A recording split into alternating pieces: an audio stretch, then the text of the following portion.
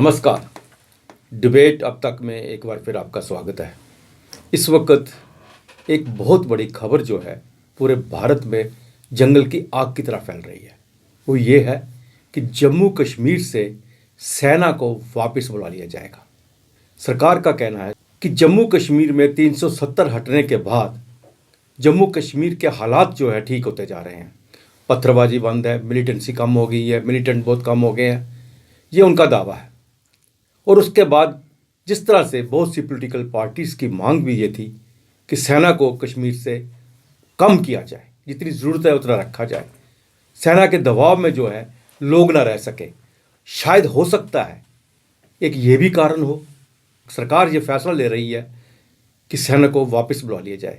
इस वक्त कश्मीर के अंदर 1.3 लाख जो है सैनिक हैं, जिसमें से 80,000 जो है बॉर्डर पे हैं और बाकी कश्मीर के हैं, जम्मू कश्मीर में है। उसके साथ साथ 40 से 45,000 आरआर जो है वहाँ डिप्लॉय की गई है।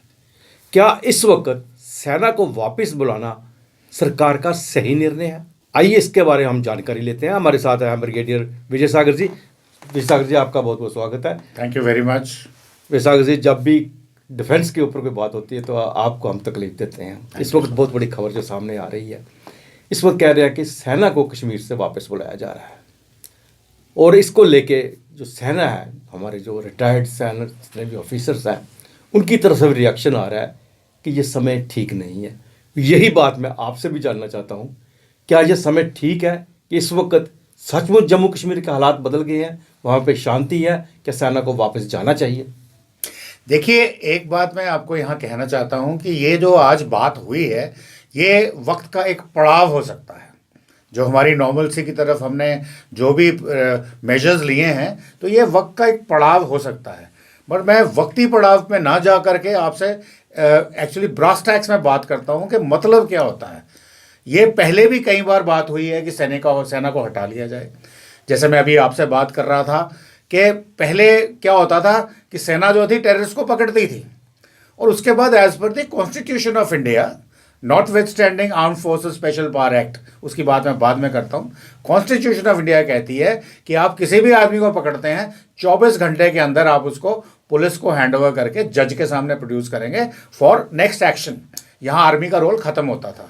पर हो क्या रहा था, टेररिस्ट आर्मी के लोगों ने, जवानों ने अपनी जान की बाजी लगा के उन खुंखार टेररिस्ट को पकड़ा, और जब वो जज के सामने आए, या तो वहीं बरी हो गए या बाद में पैसे खिला के बरी हुए, या जैसे आपने देखा उन्होंने हाईजैक किया और वो जो कुछ तमाशा जो अमृतसर में हुआ, कंधार हाईजैक हुआ, तो चले गए। तो आज मैं रिटायर्ड हूँ तो खैर बोल सकता हूँ कि हमने एक डिसीजन लिया कि भैया अब हम अरेस्ट नहीं करेंगे, हम ठोकेंगे सीधा। मतलब he doesn't live for the next day. वो कहता है कि मेरे को जिहाद करके अल्लाह के पास जाना है, 70 हूरों के पास। हमने कहा बोला उसकी अपॉइंटमेंट हम तुम्हारी फिक्स करते हैं यार, हम आपको भेजते हैं, ट्रांसपोर्ट भी देते हैं, जाओ अल्लाह के पास हो रहे हैं एंजॉय करने के लिए। Anyway, not with standing that, तो मैं ये कह रहा हूँ कि अभी बात क्या है कि आप सैनिकों को बोल रहे हैं कि हट जाओ, कल मिलिटेंसी फिर बढ़ जाएगी, फिर आप बोलेंगे वापस आओ। तो मुझे ये बताइए कि वो सैनिक जो अपनी जान की बाजी लगा करके एक सिचुएशन को रिस्टोर करता है, सैनिक में मैं जम्मू कश्मीर पुलिस को भी बोलता हूँ, राष्ट्र राइफल्स हैं, बीएसएफ है, सीआरपीएफ है, सब सैनिक हैं, वो आप दोबारा उसको आप फिर सिचुएशन कॉम्प्लेक्स करके दे रहे हैं। अब क्या मतलब है इसका? आई मीन दिस इज एक सैनिक पॉइंट ऑफ व्यू से कह रहा हूँ। बट यस, हमें एक अगर हम एक सिविलाइज सोसाइटी की तरफ देखें तो हमको ये कम करने की ज़रूरत है। बट वो कैसे है, वो हमने इस वक्त डिटर्मिन करना बहुत ज़रूरी है कि हमारे जो tactics over the period of चले वो कारगर सिद्ध हुए। उन्होंने हमें 80% 90% सफलता दिलाई। परंतु अगर ये 10% आप ये कोड़ छोड़ दोगे ना पीछे, तो ये वापस फिर ग्रो करके वहीं वापस आए। लेकिन ब्रिगेड साहब, सेना है कितनी है ये पे सबसे पहले ये देखना है, क्योंकि इसमें से 80,000 1.3 लाख जब हम बात करते हैं, उसमें से 80,000 तो बॉर्डर पे है, बॉर्डर पे सेना चाहिए। बाकी उसके पास हमारे पास कैंट में है, और शायद कल महबूबा मुफ्ती भी ये कह रही थी कि बदामी बाग ये सब खाली कर दो, कहीं वो दबाव तो नहीं उनके ऊपर पड़ रहा? नहीं, देखो, महबूबा मुफ्ती के बोलने से कोई फ़र्क नहीं पड़ता। मैं सिर्फ पढ़े लिखे लोगों को एड्रेस कर रहा हूँ कि महबूबा मुफ्ती चीफ मिनिस्टर रह चुकी हैं, स्टेट गवर्नमेंट की जो मशीनरी है कैसे काम करती है लैंड के चक्कर में या प्रिविलेजेस देने के चक्कर में, उनको सब मालूम है। बट वो लोगों को बेवकूफ़ बनाना चाहती हैं, तो वो इस किस्म के पॉलिटिकल बयानबाजी करती हैं, तो उनको मैं सीरियसली नहीं लेता। बट मैं ये ज़रूर कहूँगा कि जब बोल रहे हैं सेना को विड्रॉ करना है, उसको एलसी पे जाना है, तो मैं तो आपसे पूछता हूँ कि यूनिफॉर्म्ड इंडियन आर्मी या थोड़े से नेवी के लोग वो कहाँ डिप्लॉयड हैं? Hardly any. बेसिकली तो बल्क तो आपका राष्ट्रीय राइफल का है और या फिर सीआरपीएफ का है, बीएसएफ का है। तो जहाँ तक राष्ट्रीय राइफल का भी सवाल है, जो which are part of the Indian army, उसमें भी रिस्ट्रक्चरिंग की बात विद इन आर्मी सर्कल चल रही है। तो आप किसको विड्रॉ करने की बात कर रहे हैं और क्यों विड्रॉ करने की बात कर रहे हैं? और फिर आप साथ में ये भी स्टेटमेंट देते हैं, जो आप बोल रहे हैं सूत्रों से प्राप्त हुआ है, कि आपके होम मिनिस्टर जी ने बयान दिया है कि हम आर्मी को कम करेंगे, सीआरपीएफ को बढ़ाएंगे। तो फ़ायदा क्या हुआ? हाँ, मैं ये मानता हूँ सीआरपीएफ आज की डेट में एक्सपीरियंस्ड है। जब आए थे, pardon my saying with due respects to the CRPF officers and jawans, शुरू में उनको कोई तरीका पता नहीं था। आज वो गुड़े हुए हैं, उनको इंसर्जेंसी टैकल करना आता है। परंतु मैं यहाँ पे सवाल बताऊं कि is it, do we need a military solution और we need a political solution? पहली बात यह है कि it has to be a political solution. Military solution ने जितना काम करना था कर दिया। दूसरा, विद इन मिलिट्री ऑल्सो मैं कह रहा हूं कि आज तक हम फोर्स लेवल बढ़ाते थे, आज तक हम इनकाउंटर्स करते थे, ठोकते थे, जो भी करते थे, उसकी भी चरम सीमा आ गई है। अब जैसे मिलिटेंट्स अपने स्ट्रैटेजीज़ को चेंज कर रहे हैं, वैसे मिलिट्री को भी स्ट्रैटेजी चेंज करनी पड़ेगी। और मेरा कहने का मतलब ये है कि जिस तरह से रॉ काम करती है, आईबी काम करती है, या इजराइल की मसौद काम करती है, रशियन काम करते हैं, सीआई वाले काम करते हैं, वैसे ही इंटेलिजेंस नेटवर्क हमने बढ़ाना है, ना कि ट्रुप्स ऑन ग्राउंड जो फुटफॉल है वो काउंटर प्रोडक्टिव होगा अगेंस्ट द लोकल पॉपुलेशन। अभी लोग भी समझ गए हैं, उनको भी लगता है कि इनकन्वीनियंस हो रही है। तो आप अपना इंटेलिजेंस सेटअप बढ़ाइए। जैसे हम चुन चुन के मॉल्स को ठोकते हैं, हम ऑपरेशन में ठोकते थे, आप इंटेलिजेंस ऑपरेशन करके बंदा आइडेंटिफाई करिए, उसको एलिमिनेट करिए, पता लगे कहाँ गया। हो सकता है मैं थोड़ा ज़्यादा बोल गया हूँ, बट कहने का मतलब ये है कि जो आदमी इंटेलिजेंस है या पाकिस्तानी टेररिस्ट की मदद कर रहा है, वो उतना ही एंटी इंडियन है, उतना ही गैर कानूनी है, उतना ही आतंकवादी है, जितना कि गन लेके आने वाला आतंकवादी है। ये सैनिक जो आर्मी की विड्रॉल की बात कर रहे हैं, कहीं ऐसा तो नहीं कुछ डिस्ट्रिक्ट का ये दावा कर रहे हैं वहाँ पे मिलिटेंसी फ्री है बिल्कुल, और वहीं से वो विड्रॉ कर रहे हो?